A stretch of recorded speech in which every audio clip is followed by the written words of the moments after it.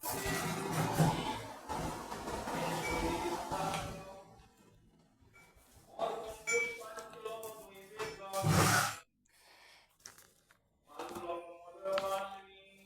আমি যে বিষয়টা বলবো সেটা হচ্ছে রুদ্রাক্ষ নিয়ে বলবো আর কি। রুদ্র অর্থাৎ ভগবান শিব এবং অক্ষ মানে চোখের জল।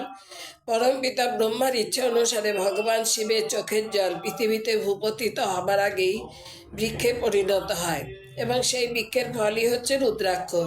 তাই রুদ্রাক্ষের মধ্যে ভগবান শিবের শক্তি বর্তমান। রুদ্রাক্ষ সব থেকে বেশি হয় আমাদের হিমালয় পার্বত্য অঞ্চলে। প্রথমত আমলার আকারে সর্বত্র 3 রকমের রুদ্রাক্ষ দেখা যায়। একটা আমলার মতো, একটা হচ্ছে ফুলের আকারে, আর একটা ছোলার আকারে। 1 থেকে 21 মুখী রুদ্রাক্ষ হয়, তবে 1 থেকে 14 মুখী কার্যত দেখা যায়, তবে 2 থেকে 8 মুখী সহজে পাওয়া যায়। বাকি 1 মুখী ও 9 থেকে 10 মুখী কিছুটা দুষ্প্রাপ্য। 1 মুখী রুদ্রাক্ষ রবির জন্য পড়ে, তাই এই রুদ্রাক্ষ ধারণে মান যশ সম্মান প্রতিপত্তি প্রাপ্তি হয়। বহু দুরূহ বিপদ থেকে উদ্ধার করে এই রুদ্রাক্ষ।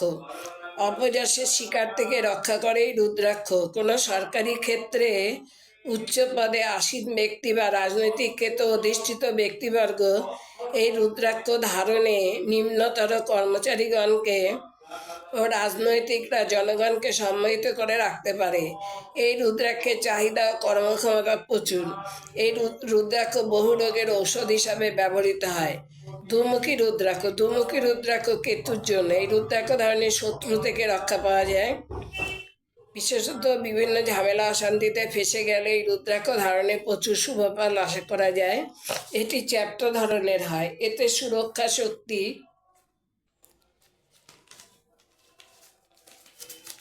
শক্তি থাকে প্রচুর। এটি ধারণ করলে কোনো লোক বশ করতে সক্ষম হয় না।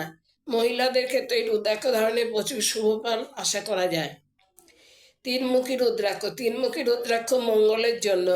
মঙ্গল হলো ভূসম্পত্তি, ভাতৃবিবাহ, শত্রু জয়ী প্রভৃতি কারক গ্রহ। সুতরাং যে সকল ব্যক্তি বিভিন্ন ভূসম্পত্তিগত সমস্যা, যথা সম্পত্তি ক্রয় বা বিক্রয় কিংবা সম্পত্তিগত মামলা মোকদ্দমা প্রভৃতিতে জর্জরিত, সেই সকল ব্যক্তি এই রুদ্রাক্ষ ধারণে খুব ভালো ফল পেতে পারেন। এছাড়া যারা বিবাহ সমস্যায় ভুগছেন তাদের ক্ষেত্রেও ইহা শুভফলযুক্ত এবং ভাতৃ সম্পর্কে দুরাভাব থাকলে ইহা ভালো ফল দেয়। তাছাড়া বিভিন্ন মামলা মোকদ্দমা, শত্রুতা, ঝামেলা, অশান্তি প্রভৃতি এই রুদ্রাক্ষ ধারণে খুবই শুভফলযুক্ত। শারীরিক দিকে এই রুদ্রাক্ষ ধারণে জ্বরের উপশম হয়। ইহা খুবই উত্তম রুদ্রাক্ষ। 4 মুখী রুদ্রাক্ষ চন্দ্রের জন্য। চন্দ্র মননকারক গ্রহ, ফলে এই রুদ্রাক্ষ ধারণে মানসিক শান্তি আসে। শিক্ষার্থীদের ক্ষেত্রে এই রুদ্রাক্ষ ধারণে খুবই শুভফলযুক্ত। এছাড়া চন্দ্র ধন সম্পদের কারক, তাই এই রুদ্রাক্ষ ধারণে সংসারের শ্রীবৃদ্ধি ঘটে। এই রুদ্রাক্ষ ধারণে বহু রোগের উপশম হয়। মহিলাদের ক্ষেত্রে এই ধারণ খুবই শুভফলযুক্ত। 5 মুখী রুদ্রাক্ষ হচ্ছে শনির জন্য। শনি মানুষের জীবনে শান্তি প্রদানকারী গ্রহ, তাই এই রুদ্রাক্ষ যে কোনো সাধকের গলায় লক্ষ্য করা যায়। মানুষের জীবনে এই রুদ্রাক্ষ ধারণে শান্তি আসে। আজকের পৃথিবীতে আমরা বিভিন্ন সমস্যায় জর্জরিত এবং জীবন অশান্তিময়, তাই এই রুদ্রাক্ষের মালা ধারণে আমাদের শান্তি ফিরে আসে।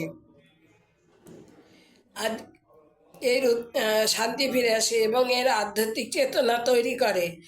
সঙ্গে এই রুদ্রাক্ষ ধারণে প্রচুর বিপদ থেকে রক্ষা পাওয়া যায়। 6 মুখী রুদ্রাক্ষ হচ্ছে শুক্রের জন্য। শুক্র সুখ, সমৃদ্ধি, ভোগ বিলাসী কারক গ্রহ।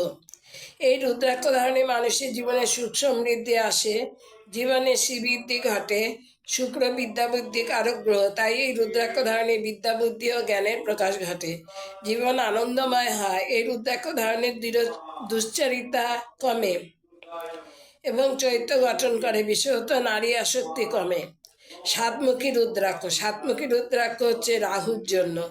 রাহু হচ্ছে পাপ গ্রহ। রাহুর ক্ষমতাযুক্ত মানুষ বিভিন্ন সমস্যায় ফেসে থাকতে পারে। বিভিন্ন মাদকতা বা নেশায় আক্রান্ত হতে পারে, শত্রুতার সমস্যায় জর্জরিত হতে পারে, বিভিন্ন দুর্ঘটনার শিকার হতে পারে, বিভিন্ন জটিল রোগের শিকার হতে পারে, প্রাণহানি ঘটতে পারে। তাই সাতমুখী রুদ্রাক্ষ ধারণে মানুষ রাহুর প্রকোপ থেকে রক্ষা পায়, এই সকল সমস্যা থেকে রক্ষা পেতে পারে। এই কারণবশত সাতমুখী রুদ্রাক্ষকে সুরক্ষা কবচ বলা যেতে পারে। ইহা বিভিন্ন জটিল রোগ থেকে মুক্তি দিতে পারে, এমনকি প্রাণহানি থেকে বাঁচাতে পারে, দুর্ঘটনার কবল থেকে রক্ষা করতে পারে, জেল হওয়া থেকে বাঁচাতে পারে। ইহা খুবই সক্রিয় রুদ্রাক্ষ। আজ এই পর্যন্ত, পরে আরগুলো বলবো।